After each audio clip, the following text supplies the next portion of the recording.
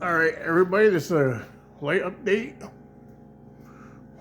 We got the new lighting most of the way up. This is making a world of difference in the garage. We still got to do lighting here. We're going to move these back against the wall there. We still have one more corner light to put up. As you can see,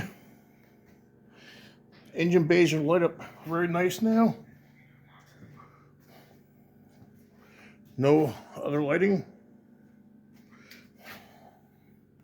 That's going to make it nice for work.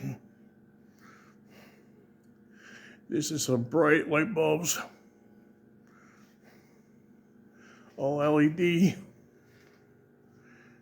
Like I said, one back there, slide that one down, and slide that one down.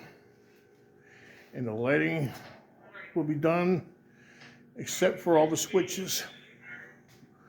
Later, folks.